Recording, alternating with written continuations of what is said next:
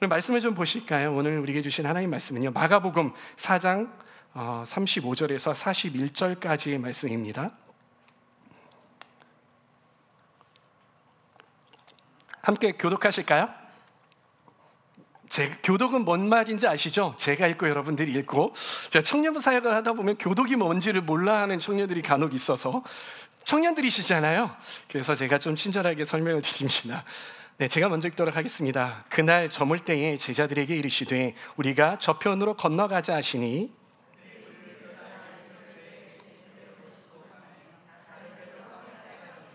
큰 광풍이 일어나며 물결이 배에 부딪혀 들어와 배에 가득하게 되었더라.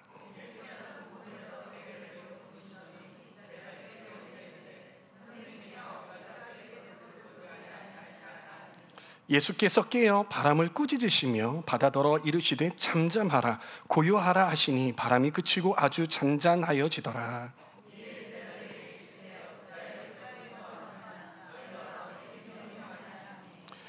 함께 읽습니다. 그들이 심히 두려워하여 서로 말하되 그가 누구이기에 바람과 바다도 순종하는가 하였더라. 아멘.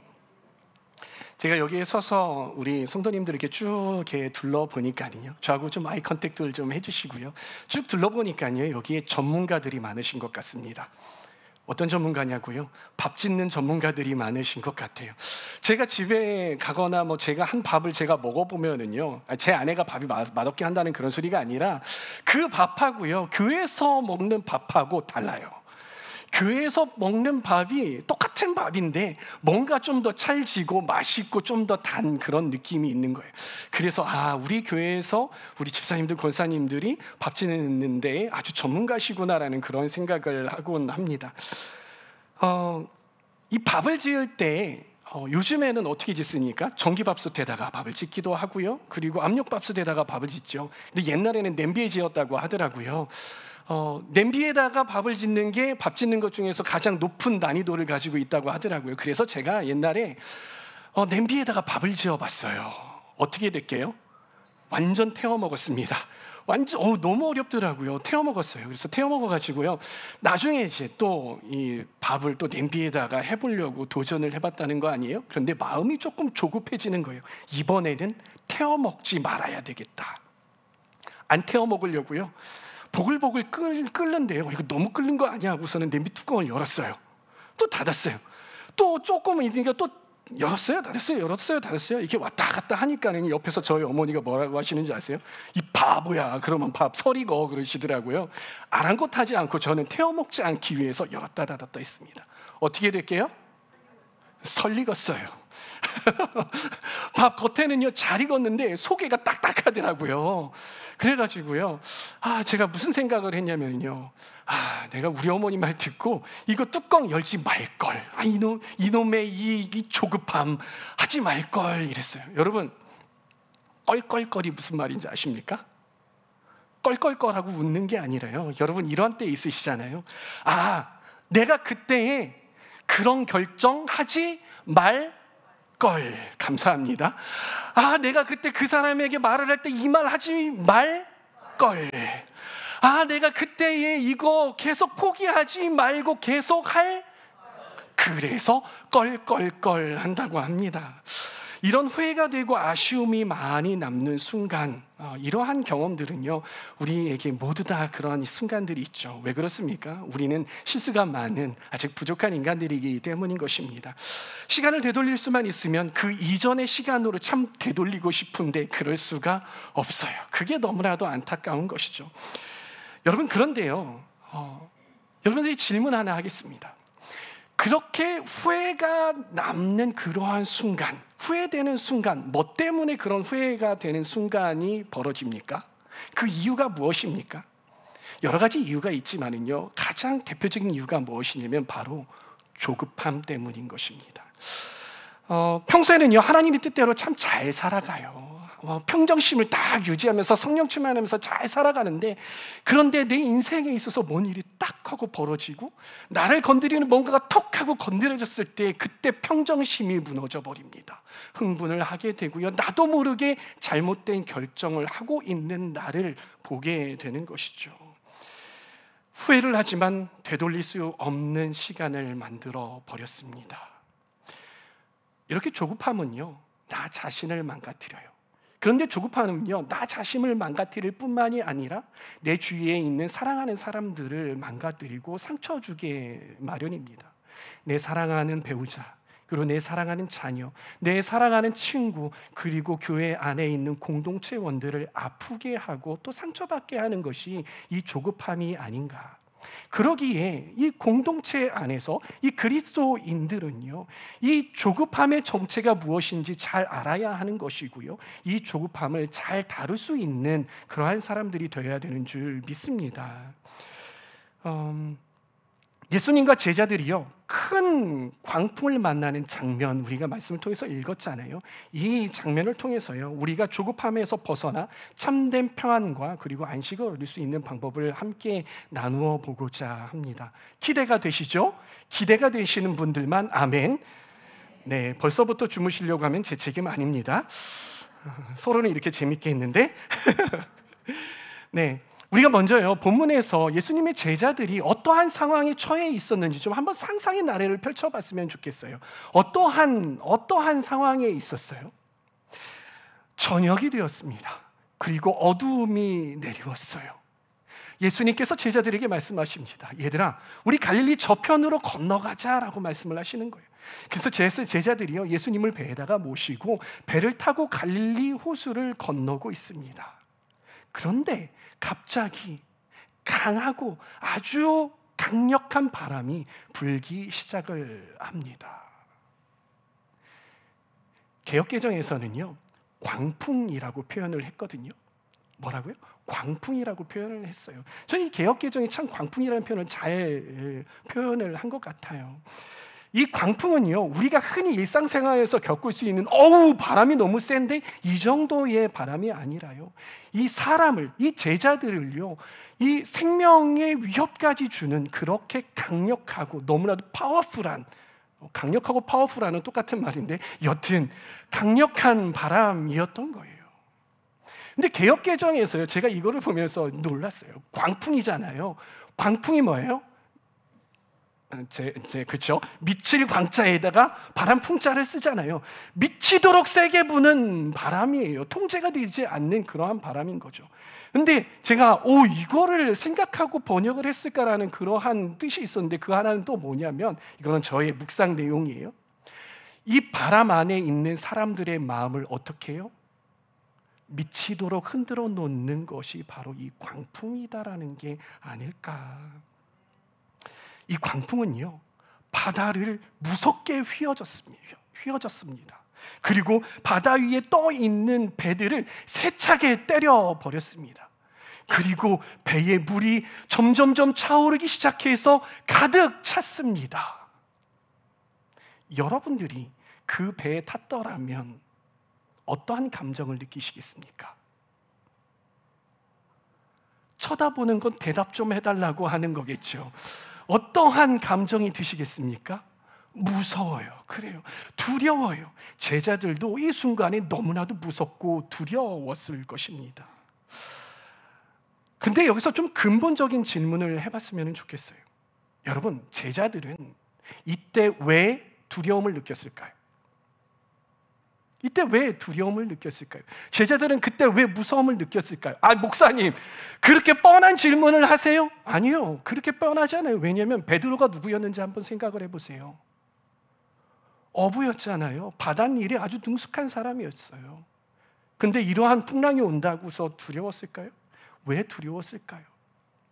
제자들이 두려웠던 이유는 무엇이냐면요, 그때 그들이 당한 그 상황이 자기네들이 통제할 수 없는 그러한 상황으로 벗어났기 때문인 것이에요. 이와 마찬가지로요, 우리가 두려움을 느낄 때 어떤 때인가를 한번 떠올려 보면은요, 여러분 어떤 때에 두려움을 느끼십니까? 우리가 두려움을 느끼는 상황은 우리가 잘 운영하고 있는 우리의 어떤 기업들이, 우리가 잘 운영을 하고 있는 우리의 건강들이, 우리가 잘 운영하고 있는 우리의 가정들이, 우리가 잘 운영하고 있는 어떠한 것들이, 관계들이, 이러한 것들이 내가 통제할 수 있는 상황 밖으로 넘어갔을 때 우리는 두렵게 된다는 거예요. 이렇게 우리가 두려움을 느끼면은요, 우리는 조급하게 돼 있어요. 근데 두려움을 느끼잖아요. 근데 이 두려움을 느낄 때 우리 몸에서 어떤 반응이 일어납니다. 어떤 반응이 일어나냐면요, 머리에서요, 머리 뇌에 편도체라는 게 있다고 그래요. 이 편도체를 자극을 해요. 편도체가 자극이 되게 됩니다. 이 편도체가 자극이 되면은요, 어떠한 현상이 일어나냐면 세 가지 반응이 일어난대요. 첫 번째는 무엇이냐면요, 충동적인 결정을 하게 된다고 합니다. 여러분들이 조급함을 느꼈을 때 어떠한 결정을 내리는지 한번 잘 생각을 해보세요. 충동적인 결정을 하게 된대요.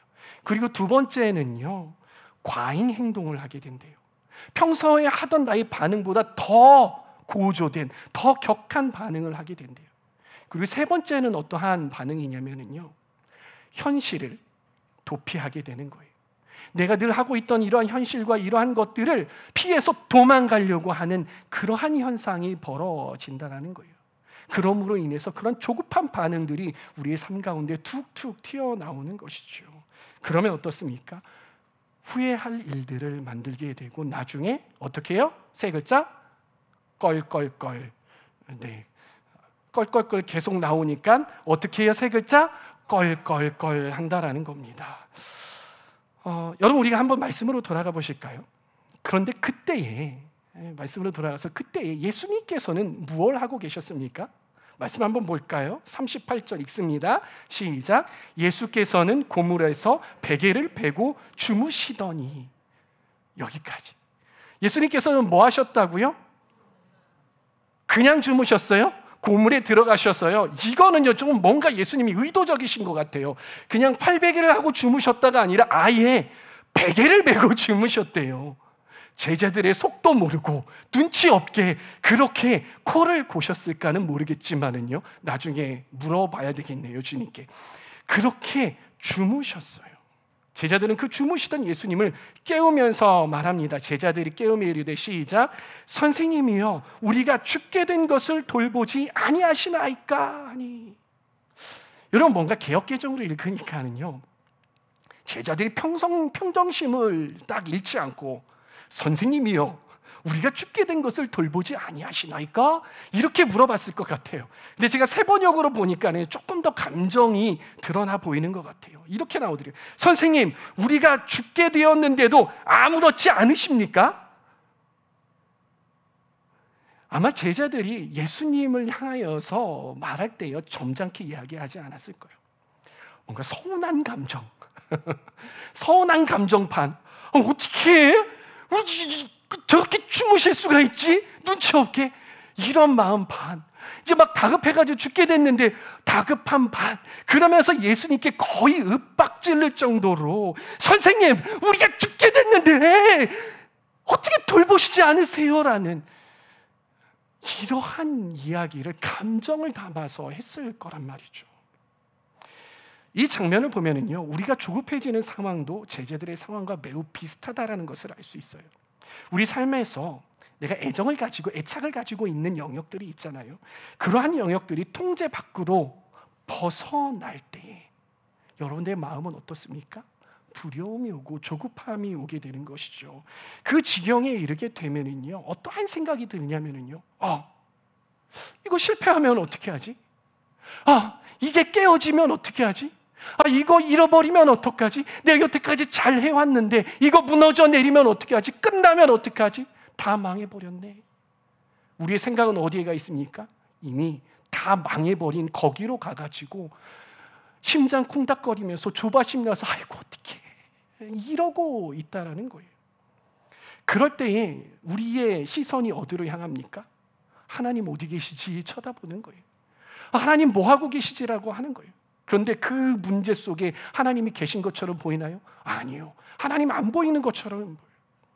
하나님께서 주무시는 것 같아요. 하나님께서 나의 이 문제를 다루고 계시지 않는 것 같아요. 외면해 버리신 것 같아요. 그럴 때 우리의 마음이 어떻습니까? 우리가 어떠한 고백이 저절로 나옵니까? 주님, 주무십니까? 제가 이렇게 망하게 되어버렸는데, 이렇게 곤란한 상황에 처해 있는데 주님 어떻게 이 시간에 주무시고 계세요? 주님 그러시면 안 되죠.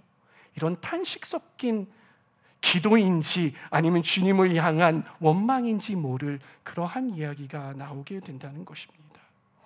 그러고는 내 마음대로 충동적인 결정을 하게 되고 과잉 행동을 하게 되고 또 하던 일을 다 내팽개치고 에이 나 몰라 현실 도피하는 것이 우리가 아닌가. 그러게 되면 후회스러운 순간, 세 글자 껄껄껄 하는 순간이 다가오게 된다는 것이죠. 여러분 이러한 경험해보지 않았습니까? 건강검진을 했는데 내가 예상하지 못했던 영역의 건강에 이상이 생겼을 때, 사업을 하는데 내 사업 가운데에 뭔가 큰 난관이 부딪혀서 더 이상 앞으로 진전하지 못하고 끝나버릴 것 같은 때, 관계가 이상하게 꼬여서 오해를 받고 질타를 받고 있을 때, 그리고 사랑하는 자녀가 내 기대와는 다르게 방황하고 그리고 엇나가는 것들을 바라볼 때에, 그때 우리는 인생의 풍랑을 겪게 되는 것이죠. 그럴 때 어떻습니까? 두렵고 조급해집니다. 우리 다시 한번 말씀으로 돌아와 봅시다. 예수님은 이 상황에서 어떻게 반응하십니까? 39절 읽어볼까요? 시작. 예수께서 깨어 바람을 꾸짖으시며 바다더러 이르시되 잠잠하라 고요하라 하시니 바람이 그치고 아주 잔잔하여지더라. 예수님께서 어떻게 하셨습니까? 주무시다가 일어나셨어요. 일어나시더니 바람을 꾸짖으세요. 내 이 녀석 바람아! 이렇게 하셨는지는 모르겠지만 바람을 꾸짖으세요. 그리고 바다더러 고요하여라, 잠잠하여라 라고 말씀을 하세요. 그랬더니 바람과 바다가 어떻게 됩니까? 바람이 멈추어지게 되고 바다가 잠잠해집니다. 고요해졌습니다. 여러분 이것을 통해서 우리가 알 수 있는 바가 무엇입니까? 주님은 어떠한 분이십니까? 바람마저도, 이 자연현상이잖아요. 막 불어제끼는 이러한 것들 누가 막을 수 있습니까? 바람아 막아져라 하면 막아지답니까? 막아지지 않잖아요. 근데 그 자연현상 바람마저도, 그 광풍마저도 말씀 한마디로 멈춰버리실 수 있는 그런 권능의 하나님이 바로 우리 예수님이시다라는 것 우리가 알 수 있는 것입니다. 이 말씀을 우리에게 적용해 보면은요, 우리가 인생의 풍랑을 만나서 이리저리 흔들릴 때 있잖아요. 이리저리 흔들릴 때 주님은 침묵하시는 것 같고 주무시는 것 같고 이 위기의 순간에 나를 돌보시지 않는 것 같은 그 때가 있죠. 그럴 때 우리는 기억해야 한다는 거예요. 무엇을요? 우리 주님은요, 문제보다도 작으신 주님? 아니요, 크신 주님이시라는 거예요. 주님께서는 주님의 때에 이 광풍을, 우리의 인생의 시련을 멈추신다, 안 멈추신다? 멈추실 것이다라는 걸 우리는 기억해야 한다는 것입니다. 그러면은요, 우리가 인생의 광풍을 맞았을 때 우리는 어떻게 반응해야 할까요? 우리 40절 말씀을 함께 또 큰 목소리로 읽어보겠습니다. 시작. 이에 제자들에게 이르시되 어찌하여 이렇게 무서워하느냐? 너희가 어찌 믿음이 없느냐 하시니. 여러분 말씀을 한번 잘 보세요. 제자들에게 없었던 것이 있죠. 제자들이 없었기 때문에 이 요란법석 믿음 없는 행동 등을 했겠죠. 무엇이 없었습니까? 믿음이 없었다라고 예수님께서 말씀을 하시죠. 여러분 우리에게 이 제자들에게 믿음이 없었는데 어떤 믿음이 없었을까요? 성경에 보면은요, 믿음에 대해서 이야기가 이렇게 쭉 믿음 여러 성경에서 등장하잖아요. 그런데 그 믿음이라는 그 뜻이요, 모두 똑같은 뜻은 아니에요. 그 상황마다 믿음의 정의가 조금씩 달라져요. 근데 여기서 말하는 제자들이 없었던 믿음은 세 가지였는데, 첫 번째 믿음은 무엇이었냐면요, 예수님이 제자들과 함께하고 있다라는 믿음이 없었습니다. 그리고 두 번째 믿음이 없었는데, 이것은요, 예수님이 이 상황을 잘 알고 이 상황을 통제하고 계시다라는 믿음이 없었습니다. 그리고 세 번째는요, 예수님은요, 하나님의 타이밍에, 그 정확한 타이밍에 일하실 것이라는 믿음이 없었습니다. 그러면 반대로 뒤집어 보면은요, 제자들이 가졌어야 할 믿음은 무엇입니까? 그리고 우리가 가져야 할 믿음은 무엇이겠습니까? 그것은 첫 번째, 주님께서는 우리와 항상 함께 하신다라는 믿음입니다. 할렐루야. 여러분, 주님 어디에 계십니까? 이스라엘에 계시죠? 하나님 나라에 계십니까? 어디에 계신지 한번 손으로 가리켜 보십시오. 주님 어디 계십니까? 네, 다 마음 여기에 있잖아요. 주님 다 여기 계시다면서요. 그러면 주님은 인생의 배에, 우리 인생의 배가 있다면 주님은 어디에 타고 계십니까? 우리 인생의 배에 함께 타고 계시는 것이죠. 아멘. 그래서 우리 삶의 모든 순간에 함께 하시는다라는 것입니다. 그리고 우리를 홀로 내버려 두지 않으세요. 힘든 일들을, 광풍을 홀로 겪게 만드시지 않으신다라는 것입니다. 우리 옆 사람에게 격려해 주십시다. 하나님은 당신을 홀로 두지 않으십니다. 인사하실까요? 하나님은 당신을 홀로 두지 않으십니다. 자, 두 번째, 제자들이 가졌어야 할 믿음, 그리고 우리가 가져야 하는 믿음은 무엇이냐면요, 주님은 우리의 상황을 통제하고 계신다라는 거예요. 주님께서는요, 우리가 겪는 모든 상황들을 주관하시는 분이십니다. 아멘. 그러게 우리의 인생 가운데 오는 풍랑들, 시련들, 이 모든 것들도 어느 손에 있습니까? 누구의 손에 있습니까? 사단 손에 있습니까? 아니요. 우리 주님 손에 있다라는 사실을 우리는 기억해야 하는 것입니다. 주님은 우리에게 감당하지 못할 광풍을 주신 적이 없습니다. 그러게 우리는요, 우리의 문제보다 더 크신 주님을 신뢰해야 하는 거죠.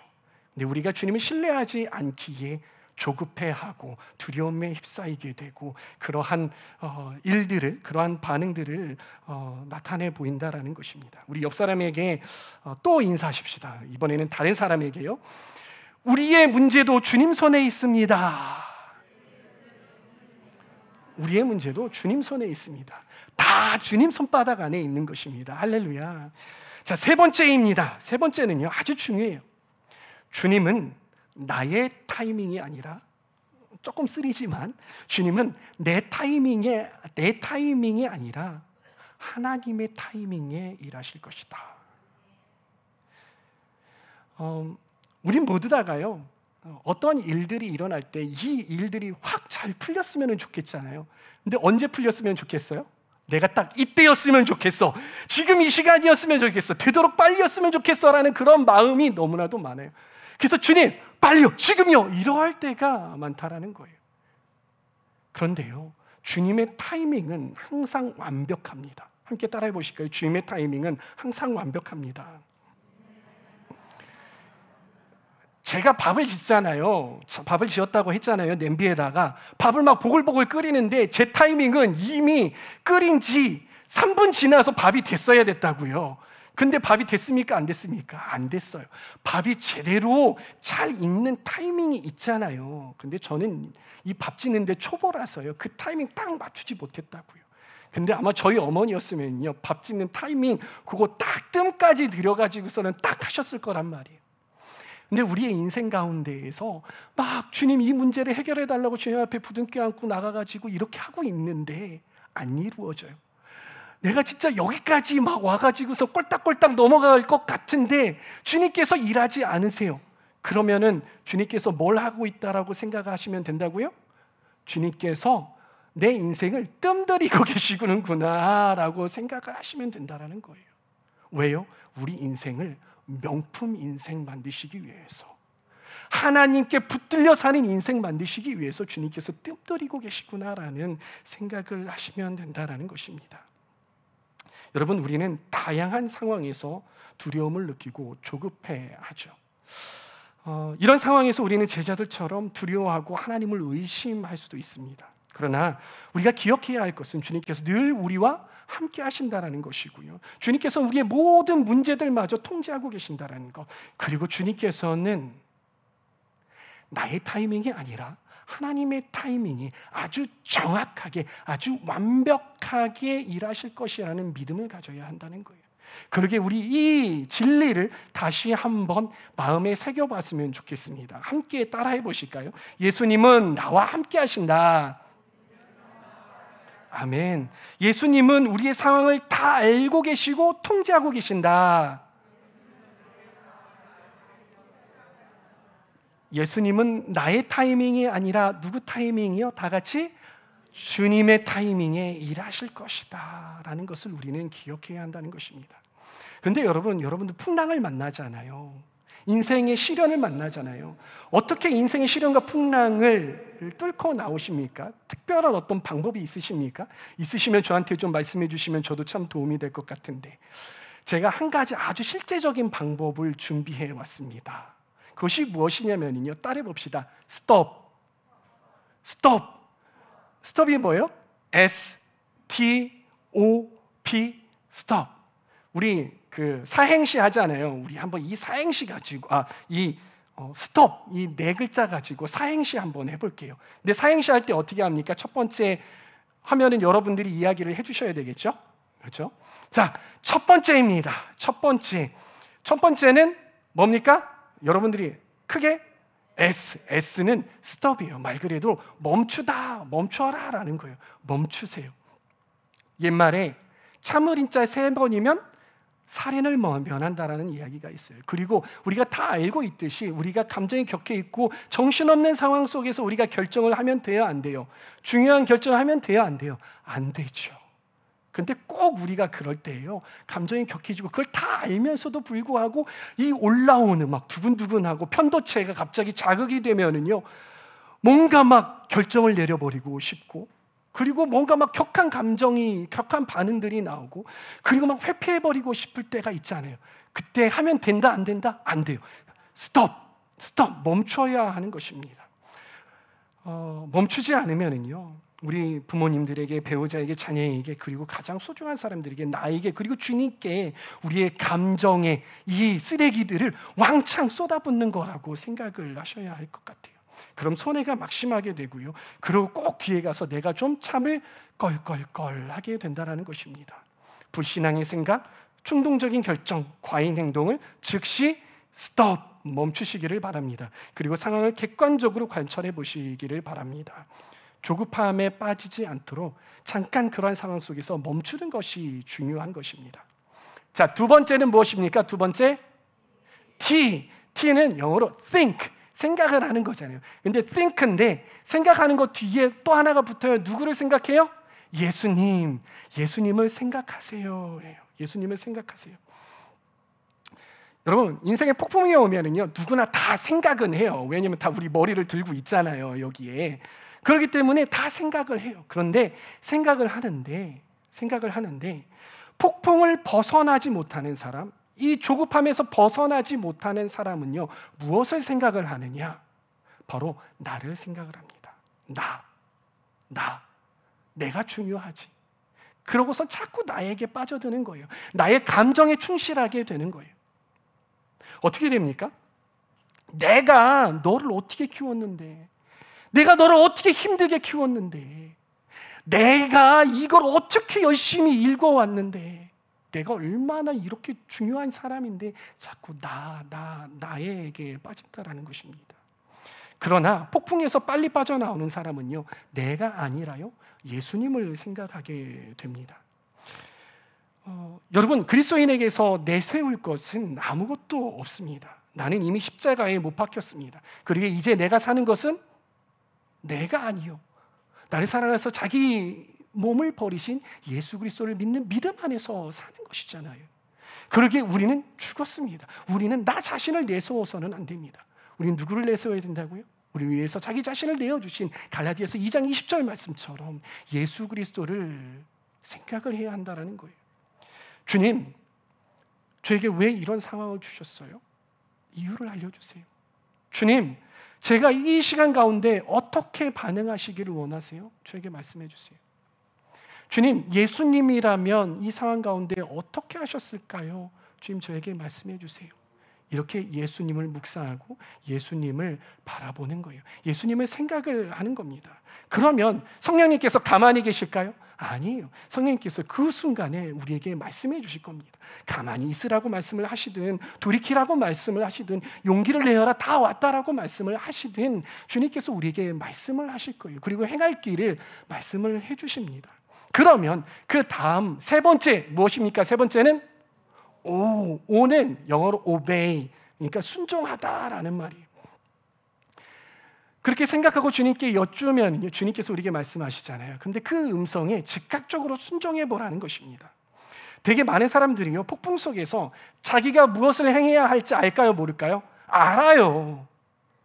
안다고요. 모르는 게 아니에요. 막 폭풍 가운데 막 있을 때 뭔 결정을 해야 된다는 거 알아요, 몰라요? 알아요. 다 알아요. 막 너무 힘들어도 내가 누구한테 막 이 감정들을 막 표현해야 된다는 거, 하면 안 된다는 거 알아요, 몰라요? 알아요. 근데 왜 그러세요? 왜 그럴까요? 다 아는데 그것들이 막 올라오는 거예요. 올라오니까 마땅히 행해야 할 바를 떡떡 덮는 거예요. 그리고 우리가 이 순종을 바로 즉각적으로 안 하니까 순종할 기회를 자꾸 잃어버리고, 그렇다 보면 자꾸 감정에, 상황에 눌리게 되는 그러한 일들이 우리 가운데 있다라는 것입니다. 그러고서는 이러한 사람들은 어떻게 합니까? 문제가 생길 때 이 감정에, 상황에 머리를 이렇게 쳐박고 있는 거예요. 옆에서 다른 일들이 막 벌어지고 있는데도 불구하고 툭툭 치고 안 보여, 난 이거밖에 안 보여, 이러고 있는 거예요. 여러분, 18세기 아주 유명한 부흥 강사 D.L. 무디와 그리고 찰스 스펄전 목사님, 이 두 분께서요, 순종에 대해서 말씀하신 게 있어요. 뭐라고 말씀을 하시냐면 동일하게 이런 말씀을 하시더라고요. 순종을 지연하는 것은 곧 불순종이다. 그 폭풍 가운데에 주님께서 나에게 마땅히 행해야 할 바를 알려주신다면요, 그것 가운데 그것이 아무리 작고 아무리 단순한 것이라도 순종을 즉각적으로 해야 한다는 것입니다. 그럴 때에 진정으로 지혜로운 사람이 될 수 있는 것이에요. 자, 마지막 네 번째입니다. 네 번째는 무엇입니까? P가 뭡니까? Pray, 기도하라는 것입니다. 상황을 하나님께 맡기면서 기도해야 돼요. 그런데 기도해야 할 때 우리가 기도해야 하는 방법이 있습니다. 그 방법은 뭐냐면요, 염려하면서 걱정하면서 하는 그러한 기도가 아니라 바로 빌립보서 4장 6절에서 7절까지의 말씀을 붙들고 기도해야 하는데, 함께 읽어보도록 하겠습니다. 6절부터 시작. 아무것도 염려하지 말고 모든 일을 오직 기도와 간구로 하고 여러분이 바라는 것을 감사하는 마음으로 하나님께 아뢰십시오. 그리하면 사람의 헤아림을 뛰어넘는 하나님의 평화가 여러분의 마음과 생각을 그리스도 예수 안에서 지켜줄 것입니다. 염려하는 기도요? 아니요. 걱정하는 기도요? 아니요. 감사하는 기도로 주님 앞에 나아가는 거예요. 내 인생 가운데 위태롭잖아요. 그런데 감사하는 기도 제목들을 꺼내보세요. 안 꺼내지시던가요? 아니요. 자꾸 나와요. 주님, 이렇게 다 망했는데요, 아직도 이만큼 남았네요, 주님. 그동안 주님께서, 제가 뒤돌아보니까요, 지금 이렇게 어렵지만 그동안에 주님께서 저를 도와주시고 함께 해주신 세월들이 너무나도 은혜스럽군요. 이러한 간증들이 나오지 않을까요? 나의 자녀가 힘들고 어렵고 자꾸 엇나갈 때에 가만히 바라보고 올 때, 내 자식은 정말 제가 나중에 미래에 어떻게 될까라고 생각이 되고 너무 걱정이 되고 조급함이 밀려오지만은요, 세상 사람들과 비교해보고 이 아이를 봤을 때, 그래도 교회 데리고 다녔더니 신앙 안에서 어떻게 이겨내 보려고 하네. 그래도 기도하려고 교회는 다니네. 그래도 하나님 제 아이를 붙들고 계시다라는 거 주님 너무나도 감사합니다라는 감사의 기도가 나오지 않겠습니까? 그러면 우리가 기도가 어떻게 발전되겠습니까? 주님의 때에 일하시옵소서라는 그러한 감사의 기도가, 그러한 희망의 기도가, 선포의 기도가 나오지 않겠습니까? 여러분, 예상치 못한 건강 문제가 생겼습니까? 자녀가 기도와는 다르게 행동해서 마음이 어려우십니까? 사업이나 재정 문제가 크게 다가와서 당장 무너져 내릴 것 같으십니까? 그렇게 인생의 풍랑이 다가올 때 STOP, 스탑을 기억하시기를 바랍니다. 그래서 불신앙의 생각을 멈추고 하나님께 물으며 순종하며 기도해 보시기를 바랍니다. 저는 촌사람입니다. 농촌에서 자랐어요. 네, 벼농사 짓는 것을 제가 봤어요. 제가 벼농사 짓는 건 아니고 부모님들이 벼농사를 지으실 때 찬을 있잖아요. 새찬 갖다 줄러 어머니하고 같이 이렇게 가고 그렇게 해봤거든요. 그러면서 벼농사 어떻게 짓나 이렇게 쳐다봤습니다.